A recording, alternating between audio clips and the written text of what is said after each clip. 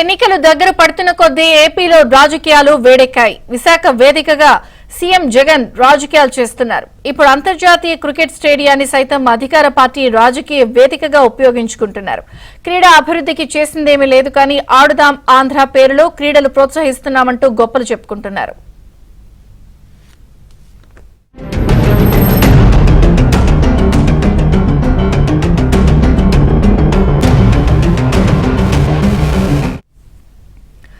ఇంతకుముందు విశాఖలో జాతీయ క్రీడలు నిర్వహిస్తున్నామని, ఆర్థిక సాయం అందించాలని క్రీడా సంఘాలు కోరినా పట్టించుకున్న పాపాన పోలేదు. ఇప్పుడు ఎన్నికలు దగ్గర పడుతూ ఉండడంతో రాష్ట్ర వ్యాప్తంగా వైసీపీ నేతలే పోటీలు పెట్టి వారికి యూనిఫామ్ గా వైసీపీ రంగుల జెండాలని కుట్టించి అందులో కూడా ప్రభుత్వం పథకాల గురించే చెప్పుకోవడం తీవ్ర విమర్శలకు దారితీస్తోంది. అయితే ఫైనల్ మ్యాచ్ లో గెలిచిన విజేతలకు బహుమతులు సీఎం జగన్ ఇచ్చేందుకు నిబంధనలకు విరుద్ధంగా ఏసీఏ, వీడీసీఏ అంతర్జాతీయ క్రికెట్ స్టేడియాన్ని ఎంపిక చేసుకున్నారు.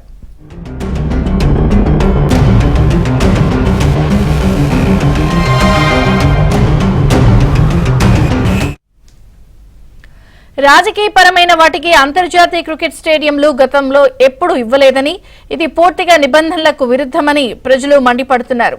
రాజకీయ ప్రచారం కోసం అధికారాన్ని అడ్డుపెట్టుకుని ఇలా చేయడం దారుణమంటూ విశాఖ వాసులు ఆగ్రహం వ్యక్తం చేస్తున్నారు. మొత్తానికి విశాఖ వేదికగా సీఎం జగన్ సరికొత్త రాజకీయానికి తెరతీశారు.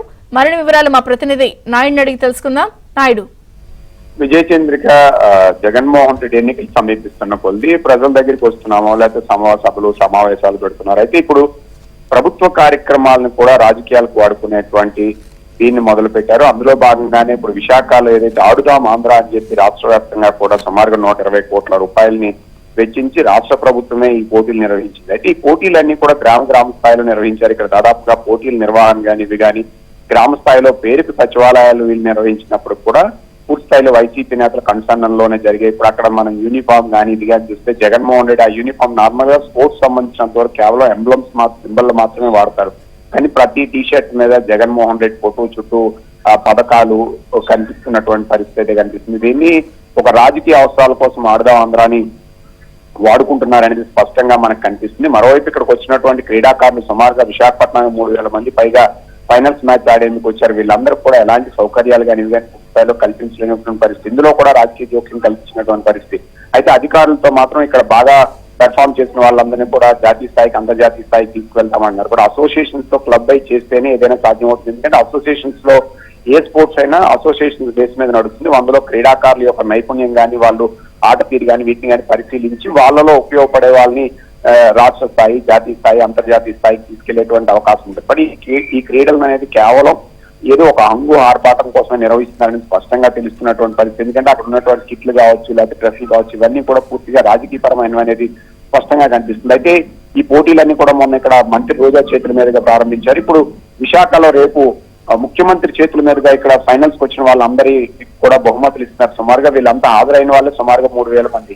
అక్కడ మీటింగ్ ఉంటే ఒక 1000 మంది నుంచి 1500 మంది మాత్రమే ఉంటారు. కానీ 25,000 మంది పట్టేటువంటి అంతర్జాతీయ స్టేడియంలో ఈ సభ నిర్వహణ లేకపోతే బహుమతులు ప్రదానం పెట్టారు. అయితే కేవలం ఒక 1000 నుంచి 1500 మాత్రమే క్రీడాకారులు ఉంటారు. మిగతా వాళ్ళందరూ కూడా జన సమీకరణ చేసి అలాగే వైసీపీ నేతలు కార్యకర్తలు అందరం చేసి ఒక పబ్లిక్ మీటింగ్ లాగా దాన్ని నిర్వహించాలని అక్కడే జగన్మోహన్ రెడ్డి ఒక మ్యాచ్ చూసేందుకు కూడా అధికారులతోనే ఏర్పాట్లు చేశారు. బట్ అధికారులు బయటికి చెప్తుంది ఏంటంటే ఇక్కడికి అన్ని ఫ్రాంచైజీలు కానీ వీళ్ళు కానీ వచ్చి ఇక్కడ క్రీడాకారులను ఎంచుకుంటారు అని చెప్పి చెప్తున్నటువంటి పరిస్థితి, అలాంటి పరిస్థితి ఇక్కడ లేదనేది స్పష్టంగా చెప్తుంది. ఎందుకంటే అసోసియేషన్ ద్వారా క్రీడలను గుర్తించాలి. రెండో వైపు ఏంటి ఇక్కడ ఫైనల్స్ నిర్వహించేటప్పుడు రెఫరీలు కానీ వీళ్ళు కానీ ఒక స్టాండర్డ్స్ ఉన్న వాళ్ళు ఉండాలి. అందులో ఉన్న రెఫరీలు కానీ వీళ్ళు కానీ మినిమం స్టాండర్డ్స్ ఉన్న వాళ్ళు, అంటే సాధారణ వాళ్ళతోనే నడిపిస్తున్నటువంటి పరిస్థితి మనకు కనిపిస్తుంది.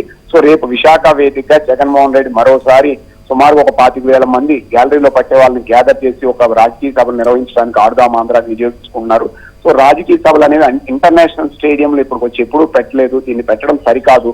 మరోవైపు లోపల సభా ప్రాంగణాన్ని మిగతా ఏర్పాటు చేయడం సరైనది కాదని చెప్పి విశాఖ వాసులు ఇదంతా చెప్తున్నారు. మరోవైపు ఇప్పుడు ఏసీఏలో ఉన్న సభ్యులందరూ కూడా వైసీపీ నేతల కన్సర్న్ లో వాళ్ళు అపాయింట్ చేసిన వాళ్ళే ఉన్నారు. అందువల్లనే వాళ్ళు ఏం అడిగినా సాధ్యం కాదనకుండా ఇప్పుడు ప్రస్తుతం అనుమతులు కానీ ఇది కానీ ఇచ్చి ఇంటర్నేషనల్ స్టేడియంలో ఆ బహుమతులు ప్రధానోత్సవం నిర్వహించి ఒక సభ లేదా ఒక మీటింగ్ పెట్టి అక్కడి నుంచి ముఖ్యమంత్రి మాట్లాడి వాళ్ళందరూ అడ్రస్ చేసే విధంగా కూడా ఏర్పాట్లు చేశారు. ఒక రాజకీయ వేదికగా దీన్ని వాడటం సరైంది కాదు.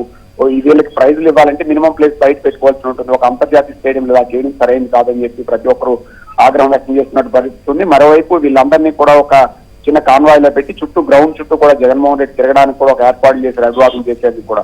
ఇదంతా ప్యూర్లీ రాజకీయం కోసం చేస్తున్నారనేది మాత్రం స్పష్టంగా తెలుస్తుంది విజయచంద్రిక.